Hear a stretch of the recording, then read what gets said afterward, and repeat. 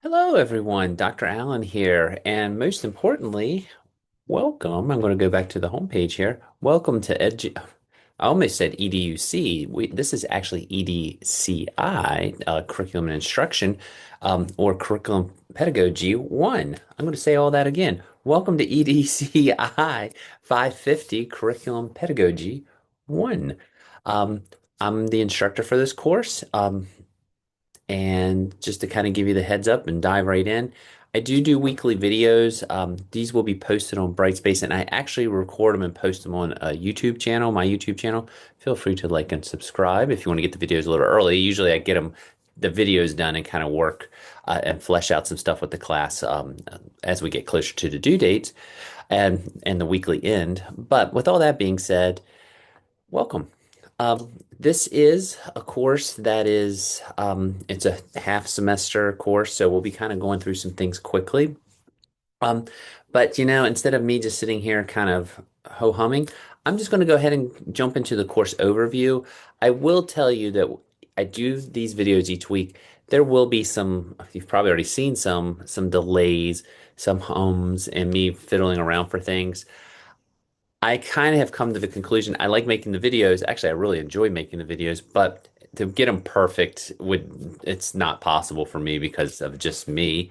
And if I was teaching this class live, I would mess up probably a million times anyway.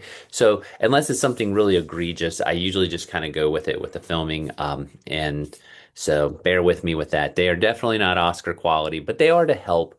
And a lot of all the materials that I talk about in content, there are materials online too to help. And if I see any YouTube videos that I think are a little more polished about what we're talking about, I do post those and I'll give you the heads up. But with that being said, I'm just going to jump into the syllabus and we'll kind of go from there. There's not anything super major this week. There's one assignment that is to do, actually two, but they're very simple, and I'll kind of get into that as we get through it. So, with the videos, normally I would say I'll try to keep these at 15 to 20 minutes. Being that this is a half semester course, I may get a little long-winded with some things because we're talking about some actually pretty interesting things, in my opinion, with this course. I'll try to keep it no more than 30 minutes. I'll really try to keep it shorter than that when I talk because I know they get a little long and listening to me might be a little grating. So I'll do my best to keep them at 30 minutes or less. The sweet spot usually for me is that 15 to 20 minute mark for this class, but I like to go over everything that's due and such. This week might be slightly longer, but I'll do my best again to keep it around 30 minutes. So with that all said, let me go ahead and pull up the syllabus. First thing, I'm sure you'll know this and you'll see it on the syllabus itself. We are an asynchronous course. We do not have a meeting time. Um, you'll notice this. Everything that I do is right on this column. We work weekly. I'll make sure everything is open. We're going to work basically from Monday to Sunday is when everything will be open. I don't care if you do everything on Monday and get it done.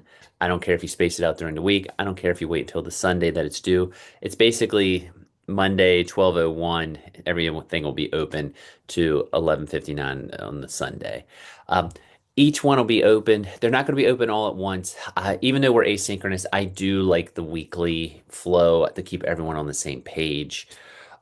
There are a couple assignments that are larger that I will give you the heads up on if you want to kind of get going on those. Like, for example, there's one on week 3 related to curriculum mapping. I'll talk about that next week. And if you want to go ahead and get a head start on it, that's fine. It's actually due in week 3 at the end. I don't think it's anything that will take more than an hour, but that's kind of an estimate. Maybe it'll take a little more. It's a pretty fun assignment, but I'm getting putting the cart before the horse. Let's look at the syllabus, like I said. All righty. Let me make this a little bigger. Just to kind of let you know, again, this is EDCI 550. We're first half of the semester course. We're asynchronous. We don't have a meeting time. Again, though, I will get these videos up. And probably most importantly, I do have office hours, and you are welcome, even though we're asynchronous, to contact me anytime if you need to talk to me. Um, I know probably in this class, a lot of people are working during the day. It is a graduate course.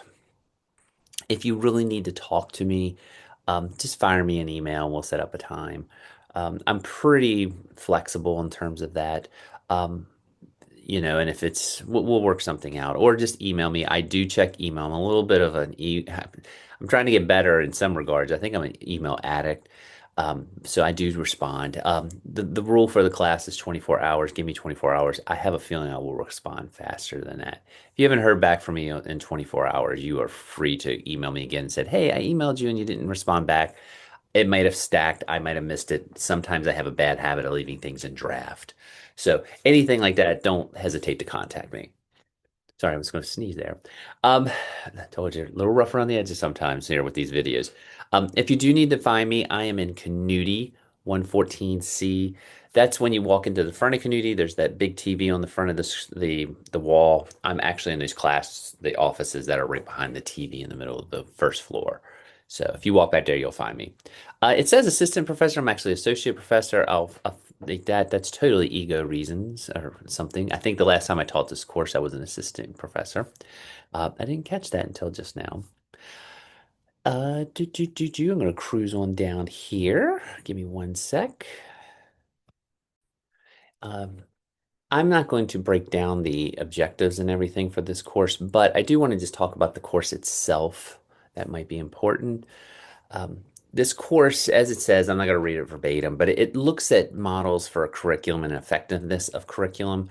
I personally, the way I kind of approach this class, that we have a lot of methods classes, and I'm sure you've probably had some, or if you are teaching, you probably had many.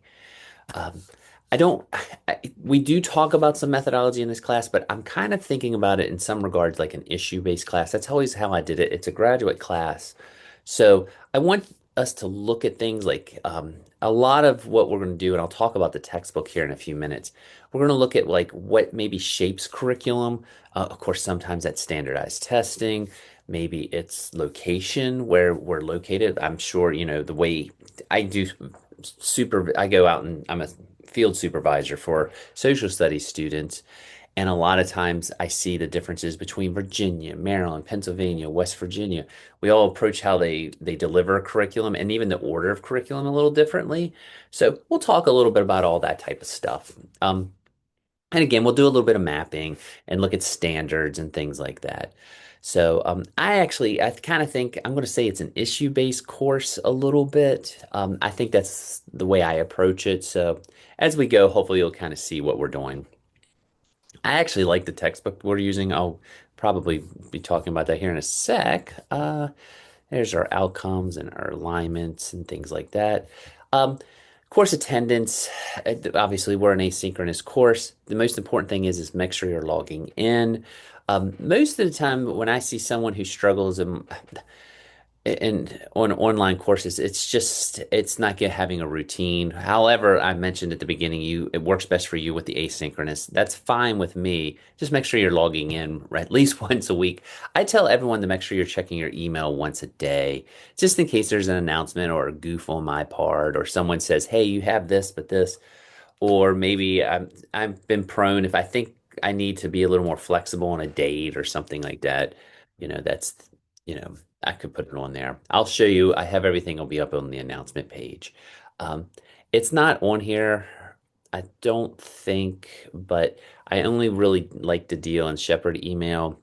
So if you could, we all have Shepherd emails. The school prefers us to use those. I only email from my Shepherd account. And they do request that if our classes also, our students in our classes respect that.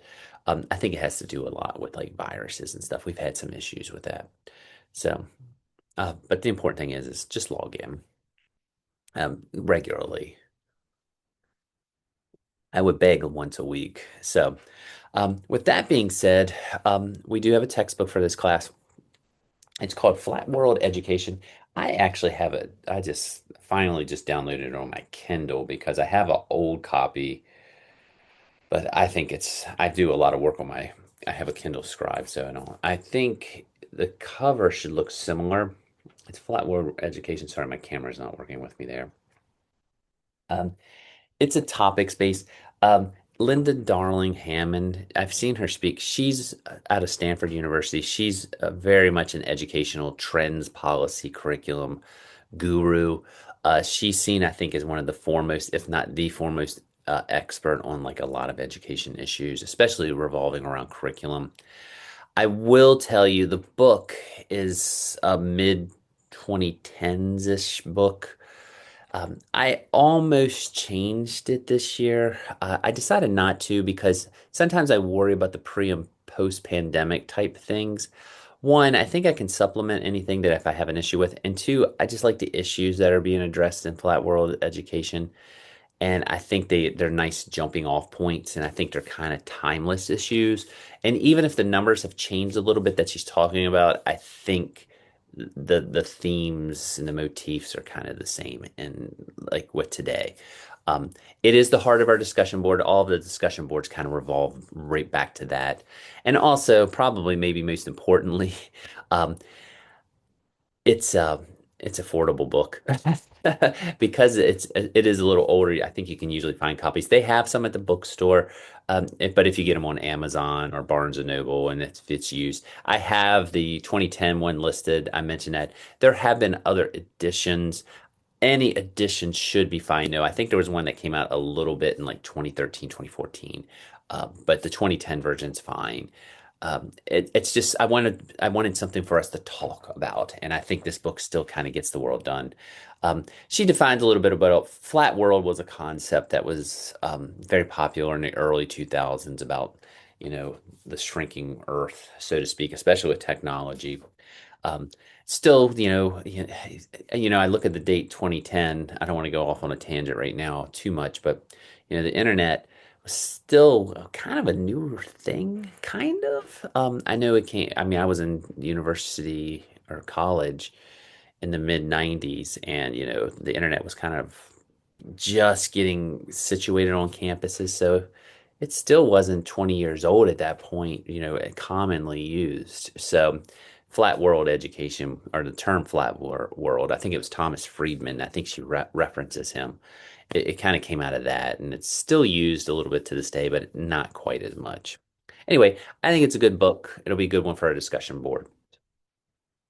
Academic integrity. There's a statement on here a little bit later. I would, we're going to actually talk about AI, and actually one of the assignments we're going to do is actually sort of connected to AI, just to talk about some of the issues with AI. Um, but with that being said, when you do discussion boards and things like that, I would like it to be in your own words. Um, I know there's different uses for AI now. Sometimes, people write speeches. I've even used it to critique like works that I've done before. But I want it to be your words on the discussion board, if you could. Just, I'm not a grammar hammer, so to speak, with that. We all make typos and things like that. So I'm really into the quality more than the quantity. So just kind of throwing that out there. But we will look at some AI stuff. I don't know how we can't because it's maybe the big issue in everything right now. I don't want to make it an AI course, but obviously it is. We're going to talk about it with curriculum mapping a little bit. So, and of course, if you have any accommodations or anything like that, please make sure that you check in with me. I usually get the notifications and such. And rave alerts. I don't think we'll have any weather issues up through October, hopefully. I think one time, believe it or not, there was a tropical storm coming through and we did close. So if you need weather alerts, sign up for the rave on the West Shepherd webpage. We use Brightspace for everything in here, nothing fancy. And I think that's kind of it. I do want to talk about the grading itself. I know there's all this about attendance and pages and all this stuff. I mean, attendance is make sure that you're just logging in, as I mentioned. In terms of assignments, I think the last thing I recorded, I got a little bogged down in the weeds. I don't want to make this too complicated. I'll take things late, but if there's not really an emergency or anything, there's a little bit of points taken off. Um, just to kind of keep us on track because I want to make sure it's a short class that we're going. With that being said, I understand life gets in the way sometimes. So if you think you're going to turn something in late or you know in advance, just email me. We'll work something out. It's nothing that I will lose sleep. I usually wait until all the assignments are in at the end of the week before I do a grading so I can kind of be calibrated to that. So it probably won't throw me too far off, especially if you're a day or so late and you give me a heads up. Um, but if it's a habit, then we'll have to talk. But it's just email. That's the big thing. Life gets in the way sometimes. I get it. It's better to be proactive though, and if you know ahead of time and let me know, than reactive after like I'll this is probably an extreme example, but sometimes people will wait 3 weeks when the grade's already been entered and it's been sitting in there as not completed for those 3 weeks, and then when they realize they need it for the end, they'll try to ask me if they can turn it in. Sometimes the grades in the class have already been submitted. That's happened before.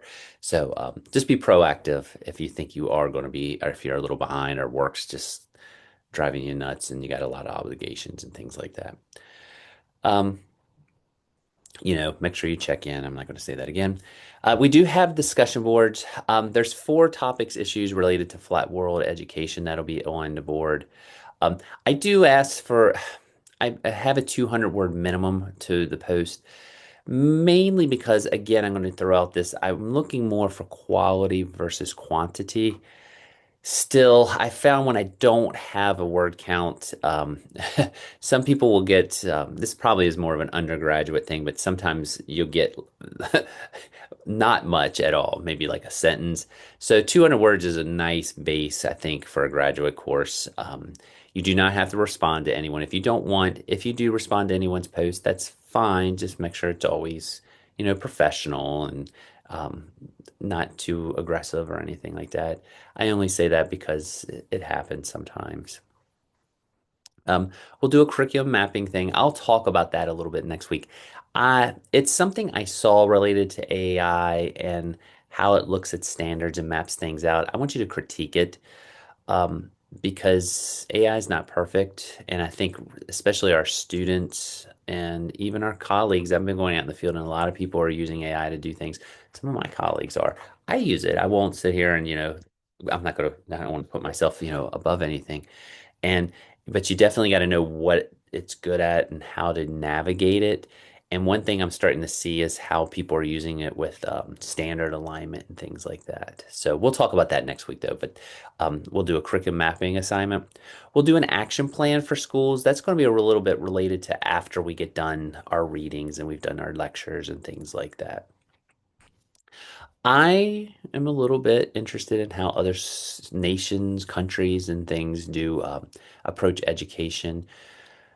Last May, I took a group of students. We went over to the UK and Scotland, and actually, we really got into it in Scotland more than actually in the UK at the University of Glasgow. And we talked about how they approach standards and things like that. I may actually share that when they sent me a lot of their standards for social studies. I'll talk about my background here when we get to the discussion board, but I found that very interesting.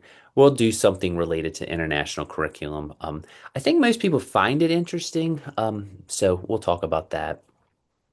And we'll do a scope and sequence project. That's actually our key assessment. And again, I'll talk about that more as the class goes on. So I don't want to get too bogged down today. Long story short, though, there's 500 points in this class. Let's make sure 1, 2, 3, 4, 5. um, and there's the grading scale. AI policy. Basically, when you're writing papers and doing feedback and reflections and discussion boards, don't use AI. There'll be times that we do use AI, like for the curriculum mapping. That's obviously acceptable. So, um, like everyone, I think we're still finding our way with AI in higher education and when it's appropriate, when it's not. I think that's the simplest way to approach it. Some assignments will use it, and if it's something that you're going to write on your own, just write on your own. Um, there's our alignment to everything. There's our course. It's so fast. It's actually crazy. Uh, we're going to do this week, and as you can see, and then next week we'll kind of get into it. The first 2 weeks, there's nothing too major due. It's mostly discussion boards. Actually, it is discussion boards. And then in week 3, the curriculum mapping is going to be due. And then again, I will talk about that though in I'm sorry, the curriculum mapping is due in week 3, but I will talk about it in week 2 next week, just to kind of give you a heads up if you want. But it's not due until this week. I'll revisit it in week 3 also. Um, And we'll kind of get into all of that. But it's a very fast course, and I might even have some of you in 551, or maybe you've already had 551. So that's the second part. Uh, one thing I do want to point out is the scope and sequence. Well, again, that's a little over a month away, month and a half away. I'll talk about that during these weeks because if you look, I have to the 11th. That's actually when the class ends and I have to have the grade in, so I'll need those no later than the 7th. But I'll send out 6 million reminders on that probably. So as we get closer. But that's kind of the class. Those are all of our accreditation alignments and things like that. So I don't think you're going to be too interested in that. Or if you are, you are welcome to check them out. And if you have any questions, you can contact me. But that's the class. Again, I think this is a pretty cool class. I like it because it's issue oriented. Not that I like methodology. I teach a methodology. I'm teaching a methodology class in social studies this fall, but it's nice to talk about issues too. I think it's what we do. So, so what do we have to do for assignments this week? Um, your assignments. Oh, you know what? Let me go back before I do that. And I might not even have them loaded up this week. Ah, I do. Oh, just to kind of give a highlight, this video that you're watching right now, it'll be right here. This was last semester. This was the last time I taught the class this video up. And as you can see, it was on YouTube. It'll be redone. Um, but also there'll be the introduction and the discussion one right here. Those are our discussions. That's what to do this week. And actually, I'm just going to move that up right now. Will it do it for me? There it will. I kind of want to put those back to back. That's the two things on there. I also will have, hopefully I still have these on here. I am fooling around a little bit. I was mentioning, like, we're still finding our way with AI. I've been messing around with Google Notebook. So I've been taking my notes from the class and I've also been making AI kind of do a lecture on them just to see. So I do have these on here to kind of streamline some of it because I know these videos, I said that I'm going to try to keep them somewhat short. So there will be videos on here. This is all my notes and everything like that, but I want to kind of get them out in a streamlined fashion.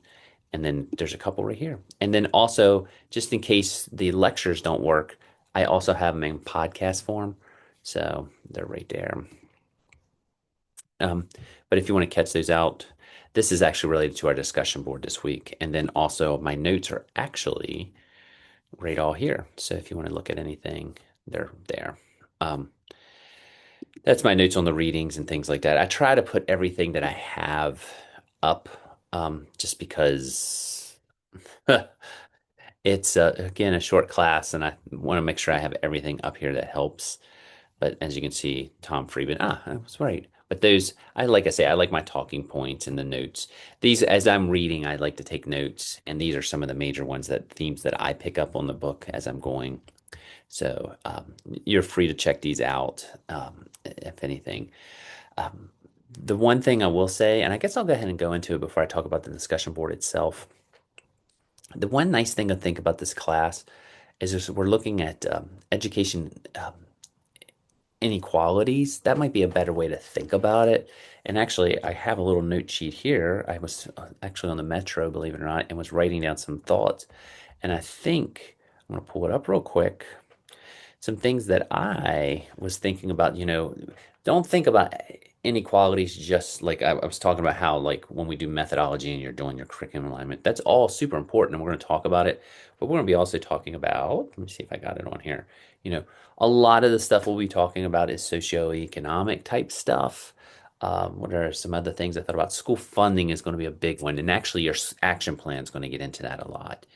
Of course, race and the inequalities related to that. One of the ones I have on here, and I think Darling Hammond actually makes the point. It's something on the Little Rock Nine back in the '60s, and Little Rock High School. I think is kind of important. But again, I don't want to get the cart before the horse.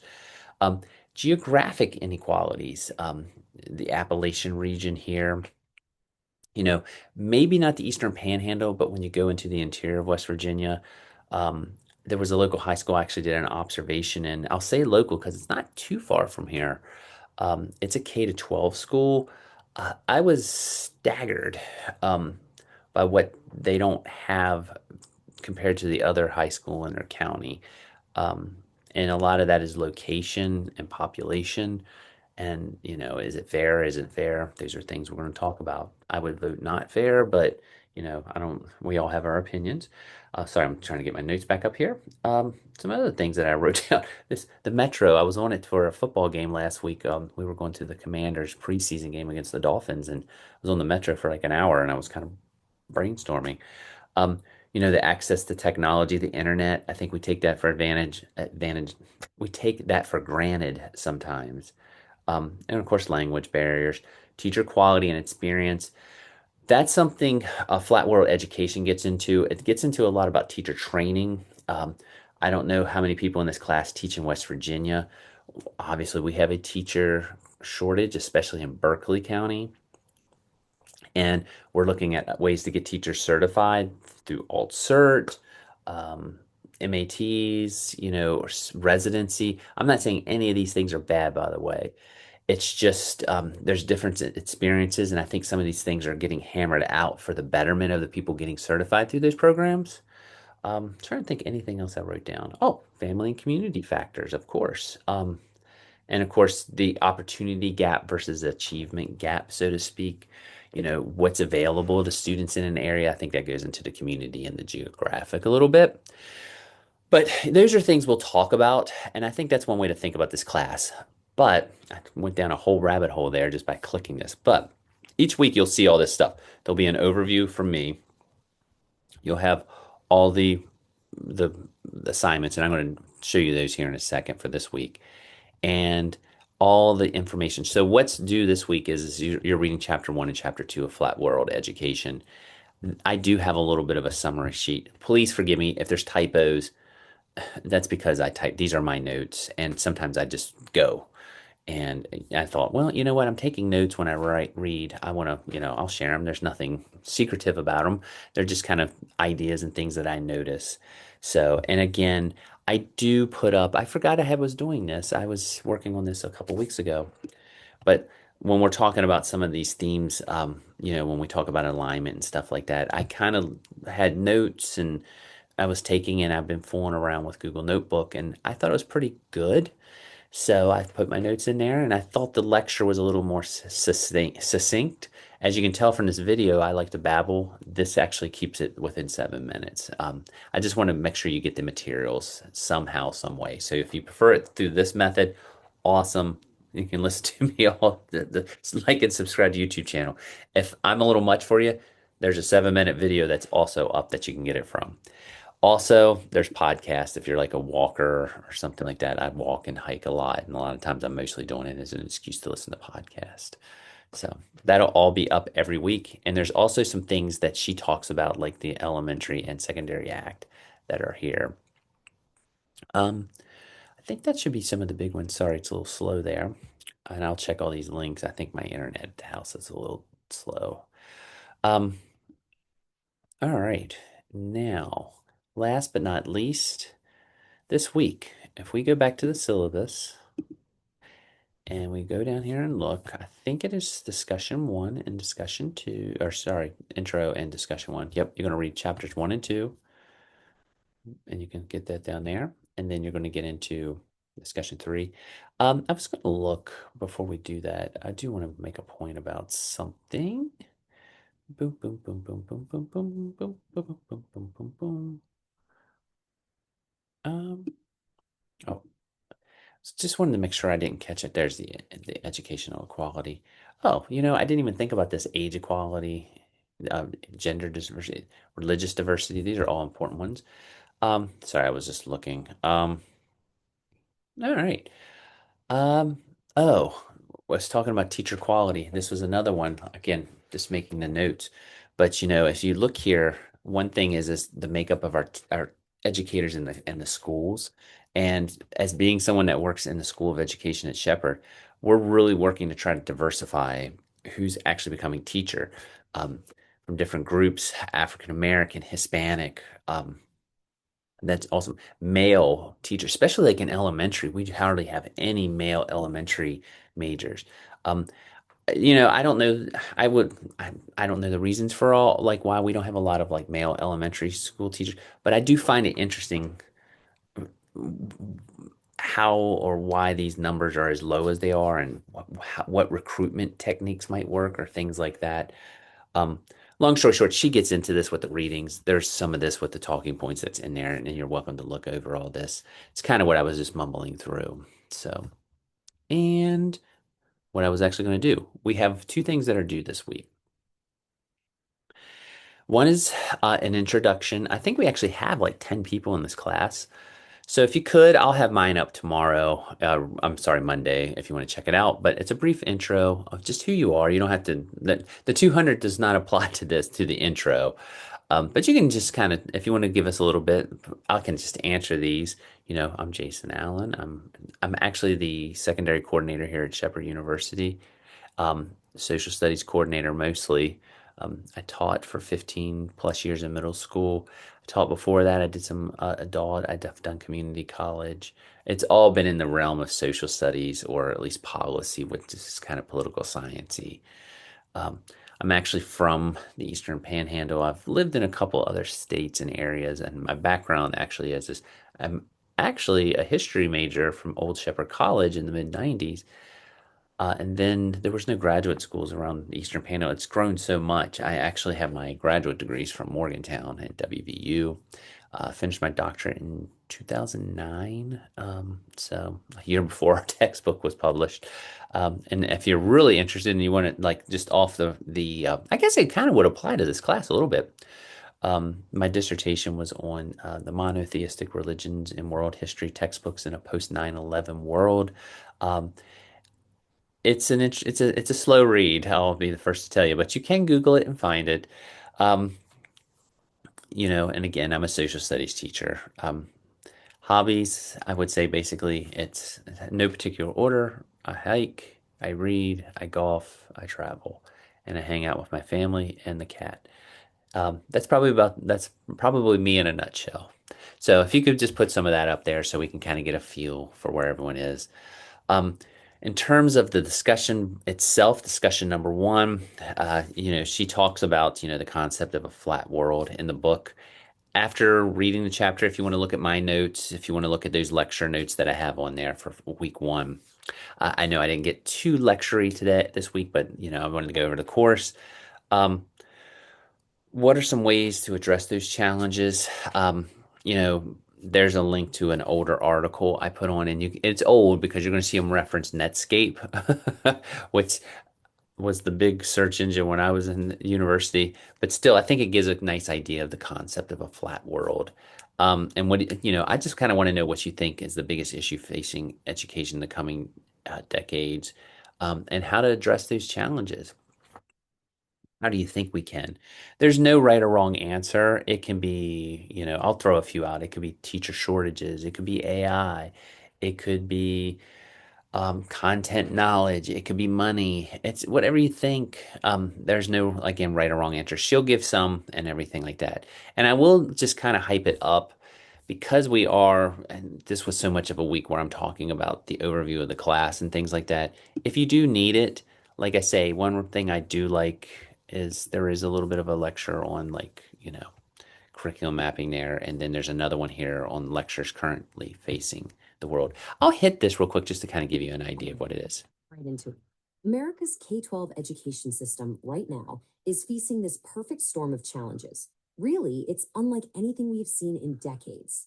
So in this explainer, we're going to break down the data from a new 2025 report to really understand what's happening on the ground.